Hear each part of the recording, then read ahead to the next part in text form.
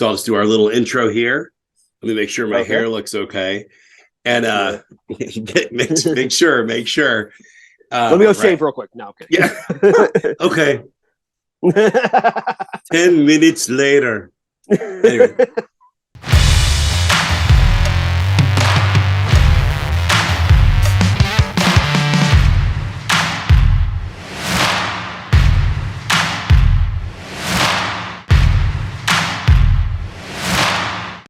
Hey everybody, this is Eric with the Drumatic. Thanks for coming by for our first episode of the Backbeat in 2023.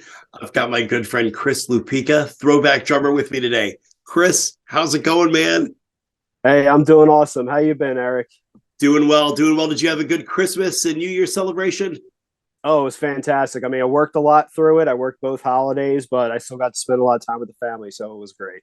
Awesome. I love it. Yeah, we had a good time too. Got to travel, see some family, and had some family here. So it was good. Awesome. It was good. And other than the splinter that I got in my foot, I think everything was good, you know. That wasn't a splinter. That was a 2x4. It was ridiculous. It was ridiculous. I couldn't believe that picture. I told people that I had to apologize to the doctor for shouting the F word in the ER when he gave me which is not normally a public outburst that I make on a regular basis, right? And that he gave me that lidocaine, dude. All bets were off. Well, I will tell you this: working in a hospital and working in the ER a lot, I've heard it all. And I'm sure they have too. So don't worry. It's very common for something like that to happen. Yeah. He said, hey man, if that's the worst thing that I have to deal with tonight, it's going to be a quiet evening, you know? Yeah. And he's not lying. That's awesome. Well, anyway, I just like how I just made that all about me. No, it's all good. Let's talk about you. Talk to me about what got you into playing the drums, man. Well, first, I just want to say, because I didn't say before, I want to thank you for having me on this. I've been watching a lot of these episodes, and it's a real honor to be on it. So I just wanted to say thank you for that. Oh, my pleasure. My pleasure. Pleasure's all mine, dude. You're a great guy. I've been excited for this. I've been looking forward to it all day, so it's great. So yeah. So what got me into drums? I've been playing since I was roughly about 17 years old, like a little bit before that. My dad has been a guitarist all of his life. He's been jamming around the house for so long, and he actually got my brother into it shortly before I started the drums. And I was thinking about starting an instrument, and really I wanted to do something a little bit different. And I was like talking to my brother, and I'm like, I was thinking about the drums, and he's like, do it. And he really was looking for somebody to jam with when he learned. So I was kind of skeptical of whether I want to try, because I have like low self-esteem. I'm like, oh, what if I'm not good? And what if I don't take to it? So it was very hard for me to start new things. But the same year, I think it was like 16, about to turn 17, we went down the Jersey Shore to the boardwalk in an arcade. And they had that arcade, which was new at the time, called MTV Drumscape. I don't know if you're familiar with that. No, that sounds cool. So what it was very short-lived, but what it was basically an electronic drum set in a booth, and you socked in like $1.50 or something like that, and you got to play a song. And it wasn't like the Dance Dance Revolution where you had to hit, or like Rock Band where you had to hit a certain note at a certain time. It was just go ahead and jam. So I started watching people playing this, and people were crowding around watching these professionals play. And I got just a basic beat to do at least Born to Be Wild, just very minimal.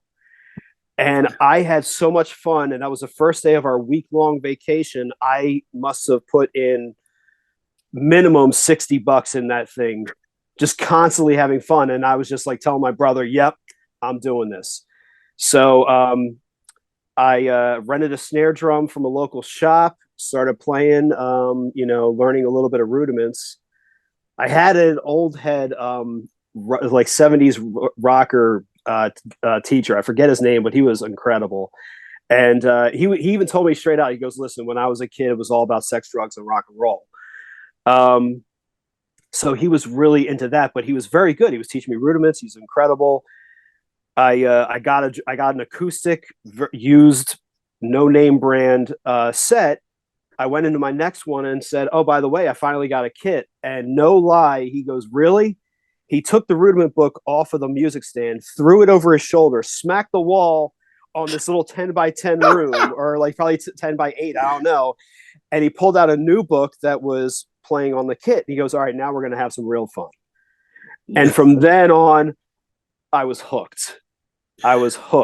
And yeah, I mean, it was just a really short, roundabout way of what kind of got me into it, where I started, and I just went from there. I was studying a lot of other I stuck with the lessons just to learn the basics. But then when the shop closed, so instead of finding a teacher, I basically was just studying different drummers, and the biggest one was Nick Mason from Pink Floyd. Okay. Because most of the beats on Dark Side, The Wall, Animals, that type of stuff. It's very slow tempo, and they're more basic beats. So I was practicing with those, and then generally I would go on to something more faster, and then I started, listening to other faster, harder drummers and playing along with their songs. And really, so I would say I'm mostly self-taught, but in general, I mean, that's really how I started. You kind of built off the foundation that you got from the sex, drugs, rock and roll guy. Yeah, exactly. Yeah. And he they really kind of kickstarted me. Yeah, he really did. Because I think if I had any other teacher, they probably would have said, no, don't even think about the drum set right now. Do the rudiments first. He was like, nah, you know what? We're having fun. Which was, and I think I kind of kept that mentality throughout my entire time playing. I'm mostly a rock drummer, so it was just my path, the way that I've done it, and it's the style that I've been accustomed to mostly. Yeah, I've said that too. Like I'm a rock drummer, or I'll say I'm a meat and potatoes drummer, which means I like to play, but you're not going to get a lot of fancy thrills and frills. You know what I mean? Exactly. Yeah, I'm the same way. I mean, I try to add things here and there of something that I've observed from somebody else, but it doesn't have the same impact. So, it's maybe taking a little bit of theirs and throwing my own spin to it, Yeah. And I think it's you've touched on something I think is super important in learning anything and pursuing anything is if it's not fun for you, you're not going to continue to pursue it. But if it is fun, even when it takes effort, you still enjoy, the work that you're putting into it because you have fun doing it. So, oh, absolutely. I mean, I was talking to a couple of people the other day when they didn't even know I was a drummer, and I still have the calluses on my hands from when I first started, and it's like they just stuck wherever. I'm like, did you ever see Whiplash when a guy's hands bleed? That can be absolutely true, but that would be enough that would be enough for somebody to just give it up. Like, oh man, I'm not putting myself through all this. But the fun and the adrenaline that you get, the rush that you get from playing the drums it just completely overshadows everything else. Yeah. It gives you that drive to learn. Yeah, absolutely. And also a movie that I still haven't seen. Can you believe it? That I have not seen Whiplash. Yeah. Oh my God. Okay. As soon as we're done here, we're going to cut this short so you can go watch it. Yeah, no, it is a very, very well done movie. And you don't see a lot of movies centered around drums. And it's really it's honestly, it's about, it's just about like somebody who is basically pushing you beyond your limits, sometimes in an unnatural way, so that you can really find your absolute best. Yeah. And that's what it really is. I mean, the drums part is secondary. It's really about the teacher and student relationship that most people would find abusive, but it's in a way, it's like, if I didn't challenge you, you wouldn't push yourself. Is really what it is. So it's a very, very solid movie. I mean, anybody who's watching this and has seen it knows exactly what I'm talking about. Nice. Well, I definitely have to check it out. And I love J.K. Simmons Miles Teller. Also, like the stuff I've seen him in. So as a guy who likes film and as a drummer, I feel like it's a win-win. It really is. Yeah. And Simmons won an Oscar for that movie too. Oh, did he really? Yeah. He was that good. He's got a very Full Metal Jacket drill sergeant thing to him. That's how he really pushes, and he pushes not just the drummer, but the entire band of musicians that he works with. So it's that kind of a thing. The one quote he has in that movie that sticks with me so well, he says to him, there's no two words in the English language more harmful than good job.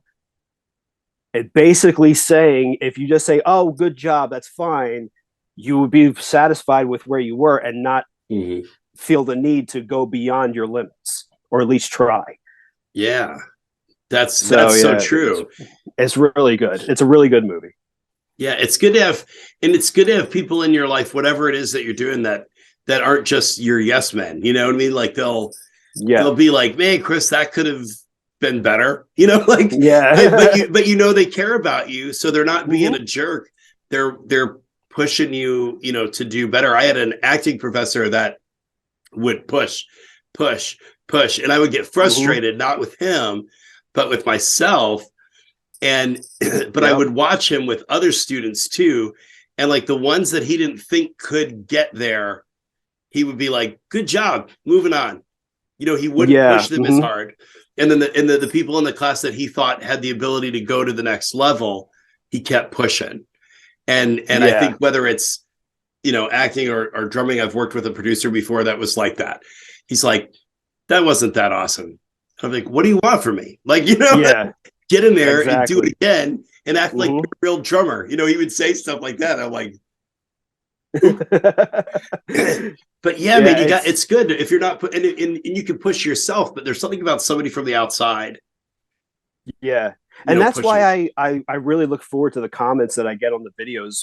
And I really, especially if I'm like, if I'm collabing with somebody, if I'm personally sending my own video to somebody for feedback, and I'm like, I want you to be brutally honest, please, because I mean, anything that's off in some way, it could be something as a simple roll, or the entire song is not in, it's not in time, the whole thing is out of tempo, something like that. Please let me know, because there's no other way that I can improve than hearing the feedback, and I really look forward to those. I mean, I do get a lot of very positive comments, and don't get me wrong, I am so appreciative of them, but I know I'm not that great of a drummer. So I it's a point of like all of that. I need to hear just like, by the way, what were you doing at this minute mark or something like that? I'm like, oh, cool. Let me go see what I was doing wrong so I can figure it out. And that's really what I look forward to. Yeah, man. And I think like even to have, and not as a criticism, but our community is very positive and very encouraging, which is awesome. And it's one of the things that I really value. But then even if it seems like the people that pop in with, I don't even want to call it feedback, but like with a negative comment are kind of in and out. Like they're not even really a part of what's happening as a larger community. But to have people like in your life that you can even offline go, hey, watch this video and tell me what you think. And that they're going to be like, dude, you were crushing it here, started rushing over, here, or that fill, man, tighten it up. And it's like, I love that's constructive, criticism. I have to give credit where credit's due. In like, the groups that I talk to, there's a few names that just pop out at me, and I have to give them a shout out for this. Mike Few, Joaquin, and Mike Conway. We tend to throw each other's videos back before the releases and just say, hey, by the way, can you check this out? Because I don't know if this is right or this is wrong. And we give each other the most constructive feedback back and forth. And I'm really appreciative of that, because, it's our craft, it's what we love to do. Right. So we want to strive to just be as good as we possibly can. We're never all going to be Neil Peart or Buddy Rich or something like that, but we can just be the best of ourselves. And the only way to do that is to actually know what we're doing wrong. Yeah. 100% agree with that. Yeah. And to be able to like understand, like you were talking about low self-esteem earlier. Yeah. I've said to people that like my personality like kind of belies my opinion of myself. Like I tend to be a really like upbeat, outgoing person. But really like I'm always like there's always it's never good enough, like and I can relate. You know what I mean? And to try to come to a place where you're like, I'm a good drummer. Like I'm comfortable with who I am and I'm going to keep pushing myself to be better at what I do. But also like not being discouraged by the fact that there's always going to be somebody that's doing it better. Absolutely. Absolutely. That's awesome. And, and everybody, we all have our own little niche, or niche or whatever we call it. And, so you do what you do and I'll do what I do, and we can learn from each other and yeah. And you know what, if you get the constructive criticism back or the feedback saying, hey, how come you're not doing this or not doing that? And it's more of what you can tell is not even in your niche or whatever. There's nothing wrong with saying back to like, it's, that's more of a metal style. I'm, not really at that level, like I've gotten questions why they see that I have a double pedal, but I don't do double beats, double bass patterns. And I'm like, honestly, I have it for accents and fills. I don't know how to do steady, constant double bass. Yeah. It's one of my flaws. But I do like the very fast quad rolls or something like that, or like triplets that I can do with just one hand. It's just something that I picked up when I was working in the music store because I can get it cheap. So like when I was working at the music store, I'm like, I might as well like just do it. And I just had fun with it, but like, that's just an example of something that it's just a simple back and forth with all these talented people that can give you so much that you don't know. Like, there's so much more advice that you don't know, or you would never even think. Yeah, absolutely. And I am the same way with the double bass thing. I've had a pedal for a couple of years now, and I've just in the last like 6 months have started to try to work with it. You know what I mean? And I'm like, because I've been such a single pedal guy, it's like it's almost foreign. So my left foot is like, you want me to what? Like, I can relate to that too. It's like you're back to the beginning of when you were learning, where I always tell people who are non-drummers who say, how can you do that? I can't do. I said, because you have to teach each limb to have a mind of its own, and that's the worst part about, getting started.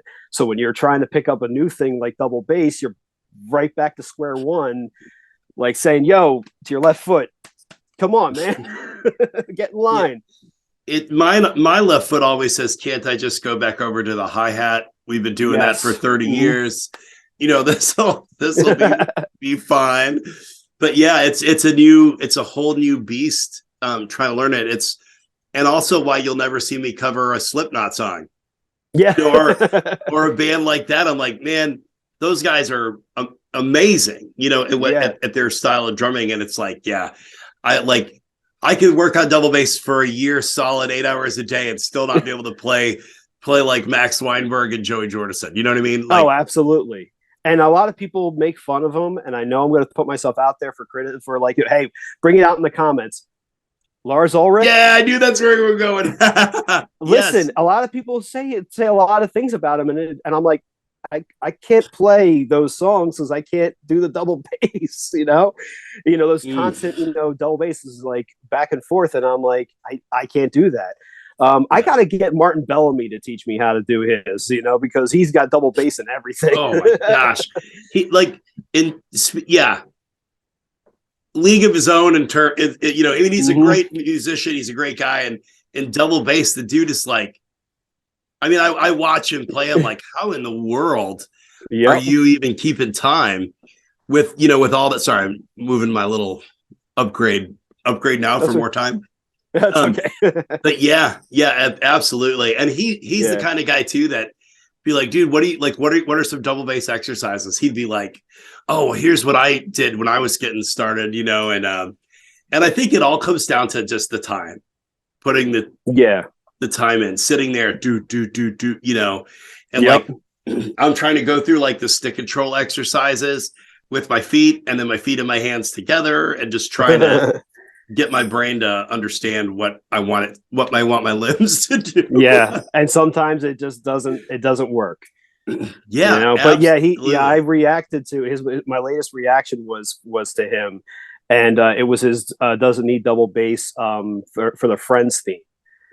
And I actually left my seat because I was so like amazed by what he was doing.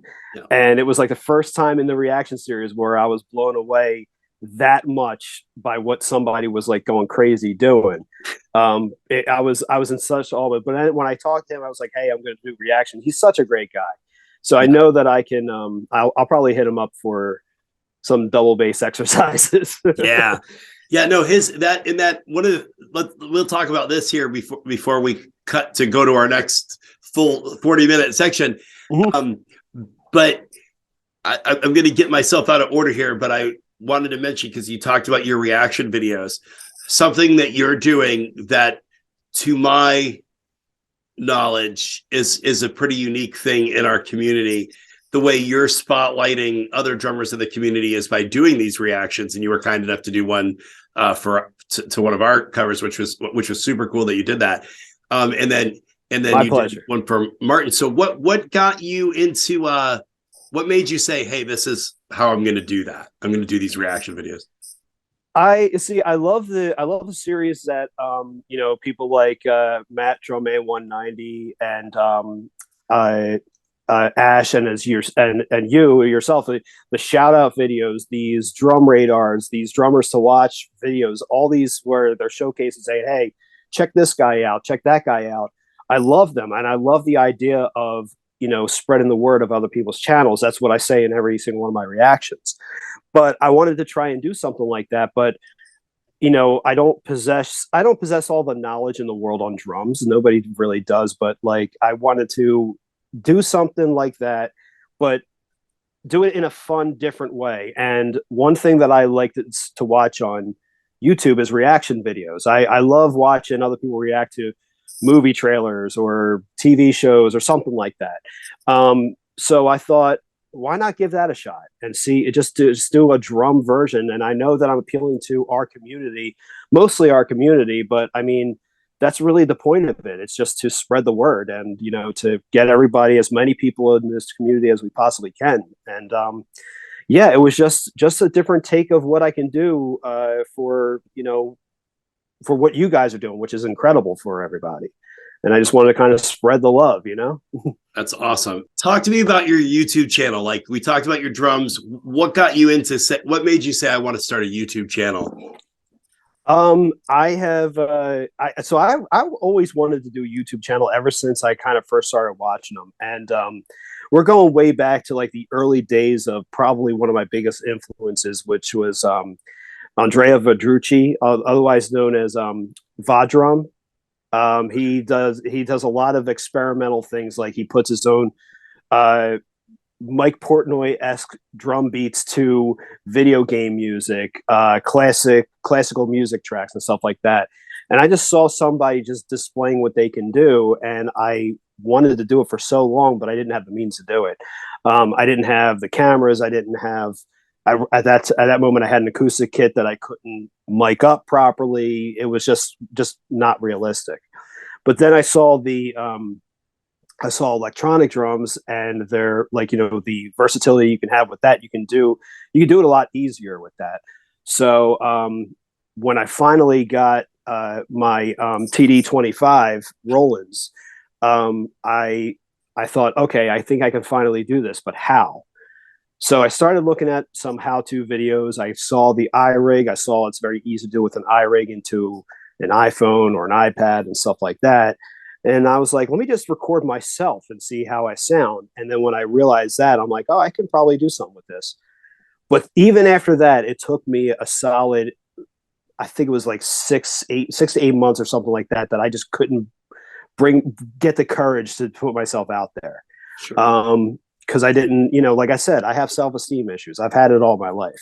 But I'm just like you said, it's like completely, I feel like I'm an outgoing person, but I'm self-conscious about what I can do and if I'm doing things right, how am I looking and stuff like that. So it took me a while to get the courage up. And then my first drum cover was a Ghostbusters theme. And I'm really heavily into nostalgic things, something that reminds me of my childhood, 80s, 90s shows, movies, video games, stuff like that. Like, it's just, I love it so much. So I thought, like, and like the announcement for the Ghostbusters 3 movie, which was Ghostbusters Afterlife, came out. It was just announced. And it was like going to go back to the original. It was like, oh my God, it's one of my favorite movies. And I got so wrapped up in that nostalgia, I just went to the kit and I started playing to the song. And I'm like, let me just try it. Let me see how it goes. And after a couple of takes, I recorded it. And I talked to my wife a couple of times. I'm like, should I do it? Should I do it? And she's like, do it. Go ahead. Like, see how it goes. And, you might have fun with it and stuff like that. So she kind of helped me out and getting me into this. And Nice. I just broke down one day and said, you know what? Upload. And I uploaded it, and the rest is history. And so, it's really, the theme of it is just nostalgic hits, stuff that brings you back to an earlier time, a happier time. That's why it's Throwback Drummer. It's just, I aim for stuff like that. Every now and then I'll have something that's a little bit out of that wheelhouse. It's just for fun. But most of the stuff I have, like, I'll get comments that say, oh my God, I remember this. You brought me back to my childhood. And that's like, that makes me so happy. It's the goal of mine. I love feeling that way. And I like to help others feel that way, is really what it is. So, yeah, I mean, I guess that's pretty much it. I love it. So as a drum community here on YouTube, we actually owe a debt of gratitude to Ghostbusters Afterlife for yes for inspiring you to record the Ghostbusters theme and put it out there. I'm so glad you did. I'm so glad you did. I think about this a lot. Like, I mean, I don't lose sleep over things like this, but I think about it. Like, yeah, what if you hadn't put out a cover and I hadn't gotten on YouTube? We wouldn't have met each other. We wouldn't have connected. And so I think it's really cool how like something that, we're like, I think I'm going to try this. Yeah. It's connected us. We were talking about it before we started recording, how that's connected us with so many cool people around the world. Was that something you expected to happen, or was that kind of Not at all. I wasn't expecting that at all, and it was such an awesome surprise. I just think about, like, the journey that I've had from the beginning, and we're talking, I think it was March of 2019, my first cover, and I had ups and downs throughout it. I had, like, some discouraging moments. I kind of was like, I think I'm going to stop. I'm not really getting that many views. I'm not getting that many subscribers and stuff like that. But I kept pushing myself. It was one of those moments I'm like, no, don't admit defeat yet. Push yourself. And I made it a goal, and I even promised my mother before she had passed. I said, I'm going to, like, you know what? If I can hit 100 subscribers, that's going to be my goal. So I'm like, all right, I'm going to keep going until I hit 100 subscribers, and then we'll see where that goes. Well, I'm so glad that I did that, because that was at the time that I started meeting people through Twitter, through drummers through Matt, through Drummers to Watch. Then it got into Ash's world, then got into Mike Few's world, and all these guys that I've just expanded through. And I'm just like, if I had stopped at that point, I wouldn't have met all these incredible people. And people still, find it absolutely crazy that when I tell them that I am good friends and, like, collaborators with people from the UK, from Mexico, Barcelona, South Africa, France, like all these people that I've talked to and communicated with, and it's just absolutely incredible. Yeah. And I owe a lot of thanks to them. for really helping me continue this. And I'm very grateful. I'm just very grateful to be connected with so many great people throughout the U.S. and throughout the world. It's awesome. It's cool. Yeah, it's definitely one of those things that we didn't expect either. And you're like, oh, and it's just, yeah, it's just so cool. And I'm glad you kept going, because I think when you start, particularly, it can be discouraging as you're trying to gain some traction. And I think myself, along with you and probably countless others, I think can trace like their first like bump in not just in subscribership numbers, but people come into the channel even just to watch, can be traced back to Matthew's Drummers to Watch, being featured on that. And it's like, oh, and people are like, oh yeah, I'm gonna go check out Chris, or I'm gonna go check out Eric, and you're like, oh yeah. And then I think the common trait that a lot of those people have, that I've seen them in that show and then seen them grow, has been the way they engage the community also. So you get this bump, but then you're engaging. And I think that brings growth too, people like, it's kind of like a pay it forward kind of thing, where it's like you're being noticed by somebody as awesome as Matt, and then it spreads through whoever you were on that episode. Then they spread it on to whoever they are, like in their episodes, and then the next ones and the next ones and next ones. And then next thing you know, we're on this tangent. We have all these people from so many areas of the world. And it's absolutely great. And every single one of them are so supportive. Yeah. I never, ever thought that I would get to this point where I would have these people I've been in touch with, from so many different areas. And a lot of them I consider very, very close. Just to be able to just easily contact them, at any points, and just either just have a general conversation or look for advice or ideas. I can't tell you how thankful I am for it. Yeah, likewise. I concur. Yeah. I echo that sentiment in other synonymous phrases. I'm totally with you. So expressing that, it was frustrating starting out your YouTube channel and all this.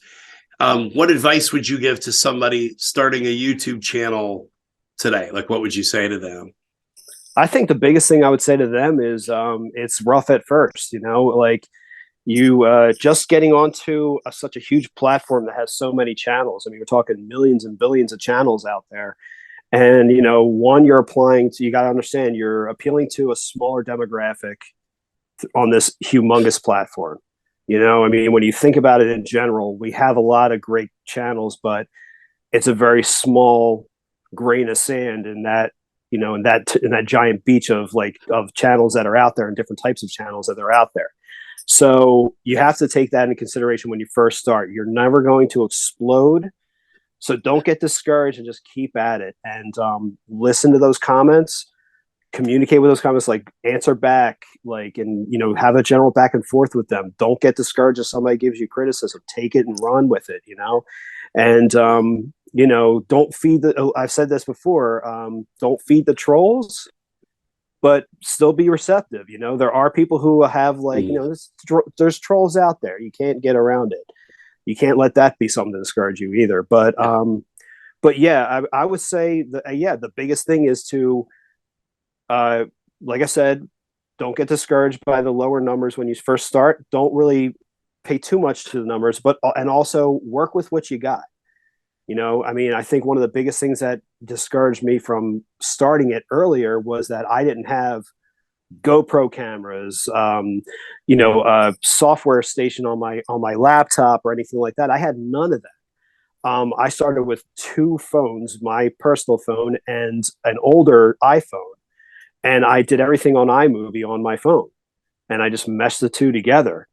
And I started with that, and I'm still kind of doing the same thing, except it's with a newer phone and an iPad.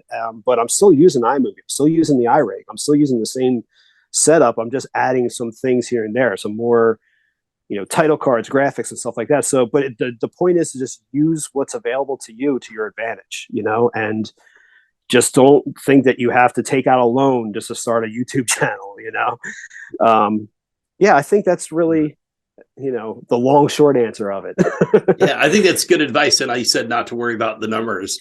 If you're doing it for the numbers, you're going to burn out anyway. You're going to get tired of doing it because it's going to be a slow process. Yes. But if you're doing it because you love it, then whether you've got 10 subscribers or 1 million subscribers, you still are going to love doing it. And so I think that's super good advice. It's really an outlet for me too. It's like, this is my outlet to something that to a very, very busy life, with, I got 4 kids, I have a full-time job. It gets pretty stressful. So, I mean, drums have always been, my favorite, thing to do. They're a great hobby for me. They're a great stress reliever. And putting it on a platform like this is just it's a big plus to it. So yeah, this is so it's just doing it. It's mainly doing it for that reason, because I love to do it. I love to spread the word, and I love to entertain as much as I can, I guess. I love it. And something too that you talked about, you mentioned your kids.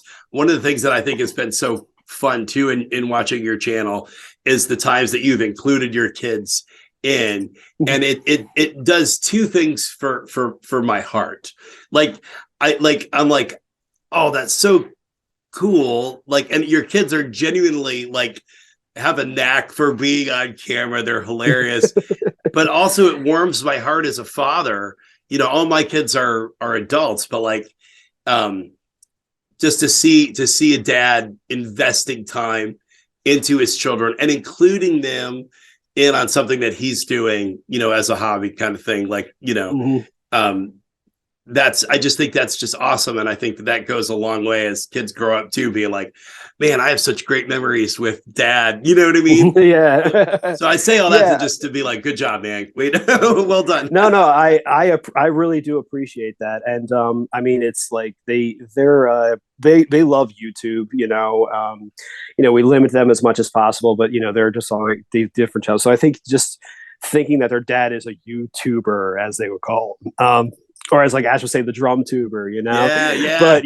But they think, oh my God, that's crazy. I'm like, well, don't go too crazy. I'm not like these other 1 million subscriber channels that you have here. But I have gotten I've gotten all 4 of them into my videos as in some way. My youngest, Ellie, was in the thumbnail for my Baby Shark video, because that was my birthday present to her. I've done a couple of reaction videos with my son, but they were reaction videos to movie trailers for, stuff like that. Mario. Mario. That's what I saw. Yeah. Yep. Yeah. He kind of shares my knack for nostalgia, even though he's nowhere near as old as I am.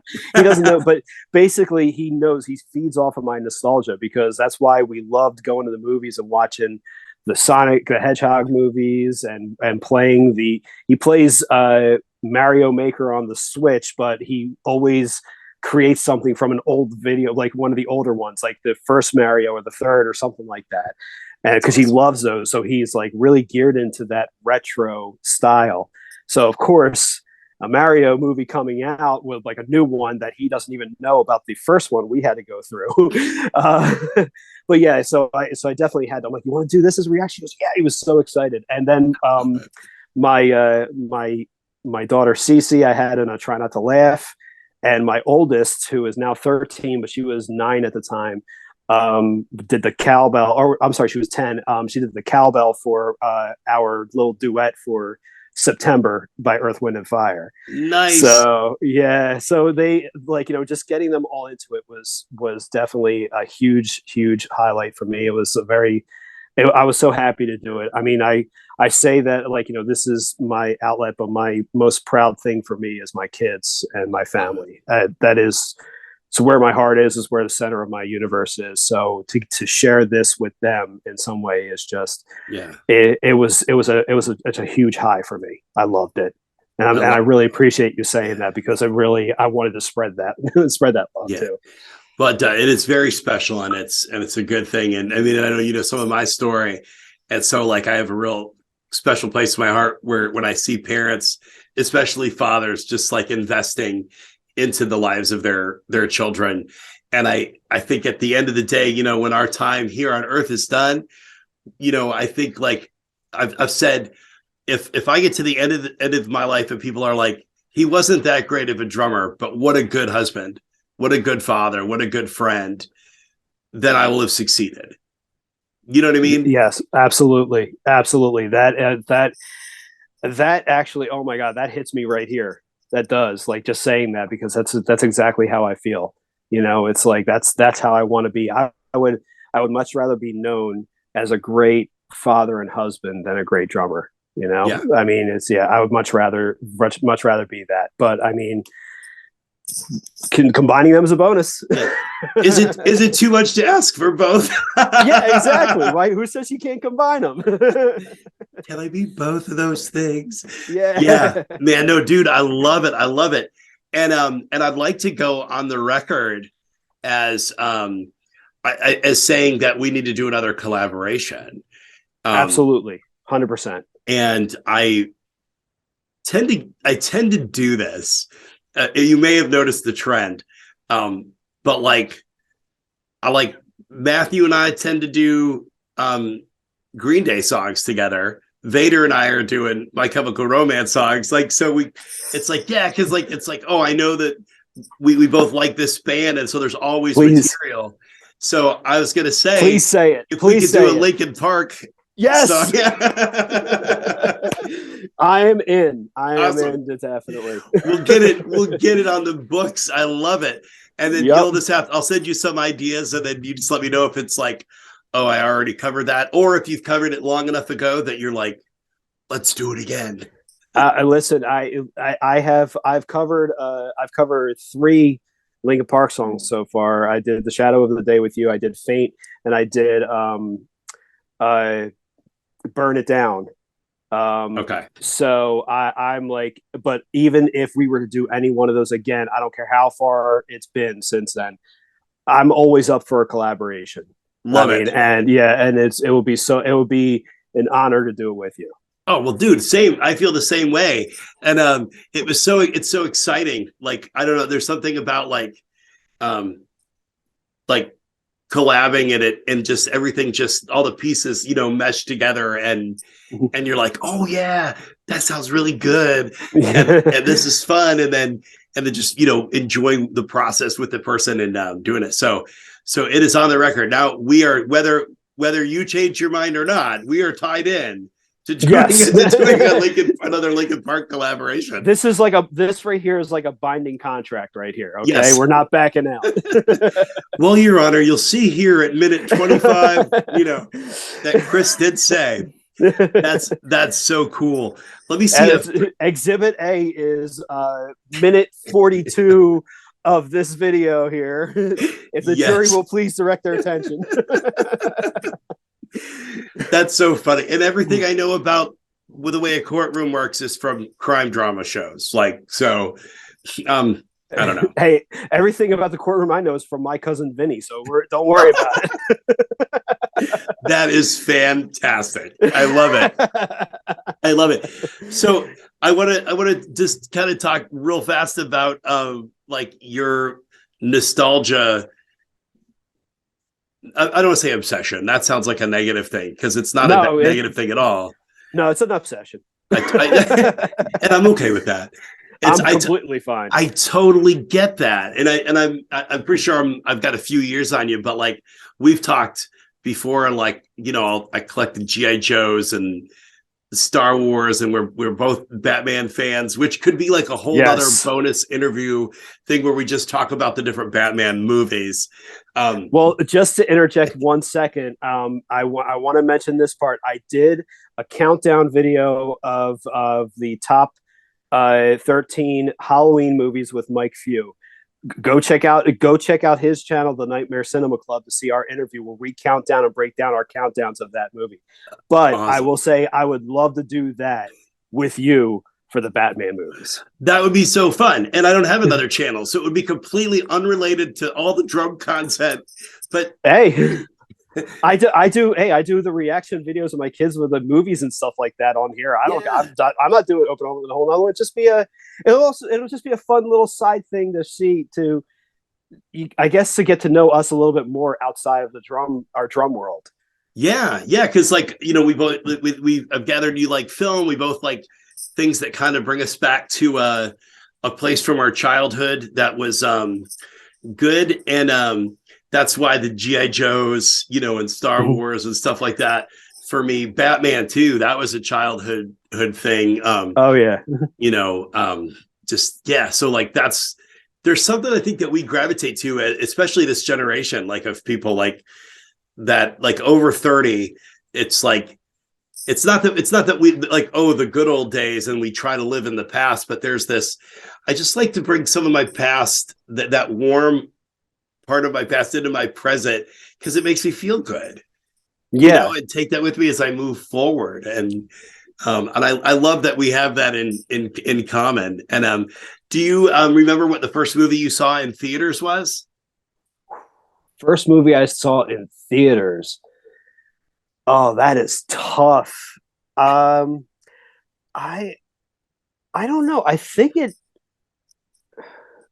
it's really tough because I know that there's been some before this, but I remember seeing the '89 Batman movie in the theater, with my family.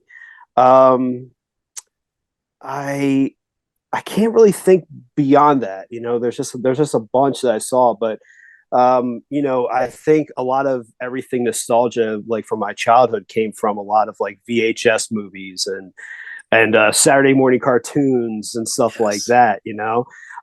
I think if I had to pinpoint one, it may have been the '89. I'm sure that there's one before that. I just can't think of it off the top of my head. But it's that, like you said, it's that warm feeling that you get from like knowing like something from a simpler time in your past. I think anybody who is listening to this can agree. Adulting sucks. Yes. It really is. It's just so much that you have to do. I mean, it's very rewarding and at this point in your life, but there's so much everything was much simpler as a kid. So I think it's really what it is about the nostalgia factor. It just brings you back to such an easier time and like a more fun time where you like, so carefree.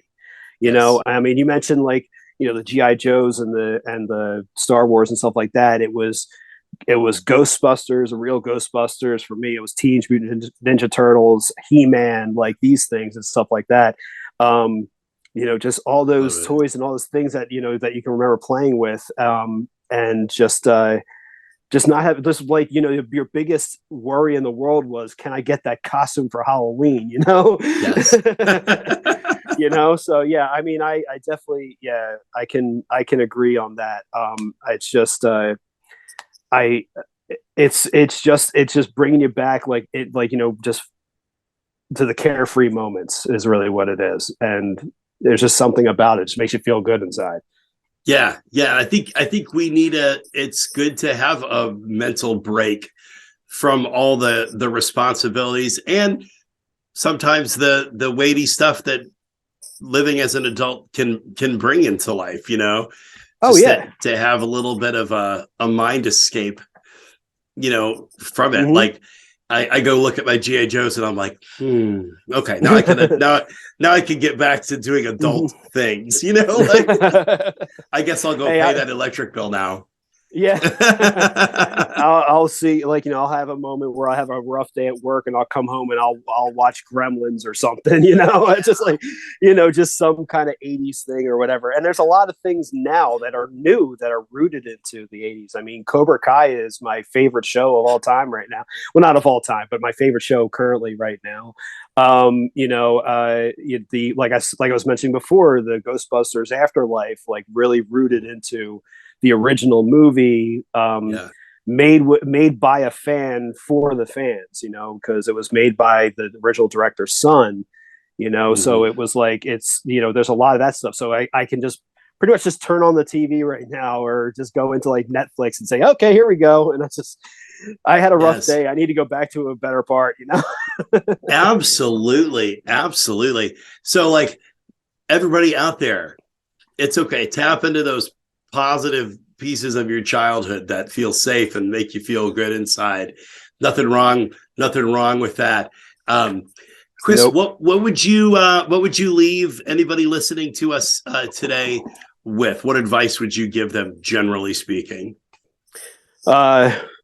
Generally speaking, not drum related. I guess generally speaking is that, I think I might touch on a very serious subject here, because I know that you do a lot for, for suicide prevention, and depression, anxiety, and stuff like that, which I really do appreciate. Coming from somebody like myself, who has been diagnosed with that before, has self-esteem issues, is just that, just know that there's always somebody out there willing to listen, and just try to focus on the positive aspects, but at least talk to somebody about the negatives, so that way you can just kind of, you can help yourself as well as others. There's find something that you love and share that interest, just like we're doing here. It's just, you'll find yourself amongst better friends that you could ever possibly imagine.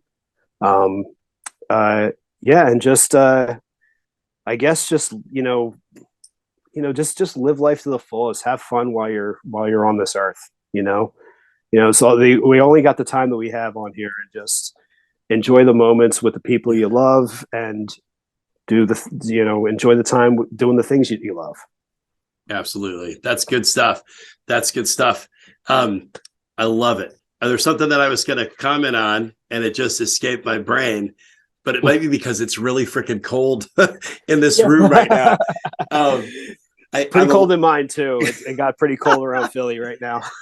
Yeah. No, you were talking about, about mental health and things like that. And I think that the biggest mistake we can make as people is to think that we're the only ones dealing with something. And then we struggle in the dark. We struggle alone. And to be vulnerable enough to share that with somebody, you'll be surprised at how many people actually are dealing with the same thing or a similar thing that can come alongside you and give you that focus of acknowledging the negative, but focusing on the positive. Exactly. And sometimes you need somebody to come alongside and go, I know this sucks, but let's talk about stuff that's good, that's right, in your life, and let's camp out there. That's something that I have to do on a regular basis. Same here. Acknowledge the bad, but I'm missing A, B, and C, but I still have D, E, and F, or whatever. That sounded like a math problem, didn't it? With all those letters in it. I got this like triangle with a little square right angle in my head, Whoops. That's right. Oh, I just almost knocked down my iPad. But yeah, exactly what you said. The biggest thing to tell those people is you're not alone. Yeah. Don't ever forget that you're not alone, because I think that that moment of solitude that you have right there could probably be the biggest contributor to just that downhill. Know that there's somebody out there who can help get you back uphill. Absolutely. That's good stuff, man. Well, Chris, this has been an absolute delight, man. Thank you for coming and hanging out with me. Thanks so much for having me on here, and I really do appreciate this. I mean, it's been a blast. I know I'm saying this right after a very serious note here, but yeah, no, this was so much fun, and again, thank you. I can't thank you enough. I'm very honored. Well, it's my pleasure and an honor that you are honored to come and hang out with me today. You guys, if you have not already, I'm going to put a link up here. There'll be one in the description and in the pinned comment. Go check out Throwback Drummer, Chris Lupica. Sub to his channel. You guys, he's doing some really fun covers, and again, the reaction videos, and just neat stuff on his channel. Chris is a great guy, a genuine guy. You're going to be glad you subbed to his channel. So go do that now, and you can write it down, take it to the bank. Chris and I will be doing a Linkin Park collaboration again.